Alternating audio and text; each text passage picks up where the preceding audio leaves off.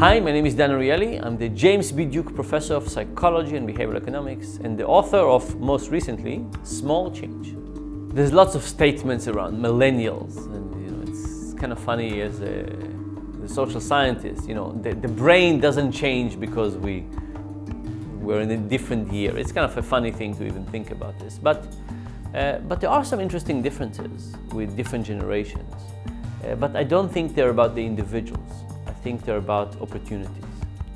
So think about the housing prices right now in big cities. They basically mean that it's impossible for somebody at age 25 to get a mortgage and to hope to buy a house. Now imagine we could take millennials, right? Take the same people and basically just change housing prices to housing prices 20 years ago. And now all of these millennials would take a mortgage. I promise you they would behave just like other people. But what happened is that there's a really terrible setup where we have young people who don't even have a hope for being able to buy a house. How do we want them to behave? So I don't think it's about millennials being different. I think it's about the fact that they live in a world that lots of opportunities that we had in my generation quite a few years ago don't exist for them. And because of that, they find different ways to deal with it. But it's so easy to say it's millennials and it's personality trait and so on. I don't think that's it. I think it's what the world around them is giving them opportunities for. And sadly, the world around them is not that hospitable. One of the things we need to realize is that we are living in a competitive world. One of the findings in behavioral economics and social science is that we make decisions as a function of the environment that we're in. Now think about it. In your environment, in our environment, who cares about our long-term well-being?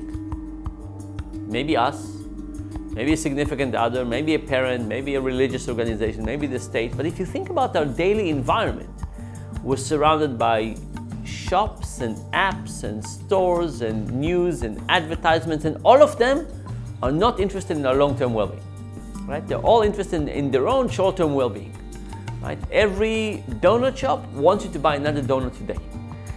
Facebook wants you to check Facebook twice more today. My image for this is you walk down the street with your wallet, time and attention, and everybody wants your money, time and attention now. And you know what?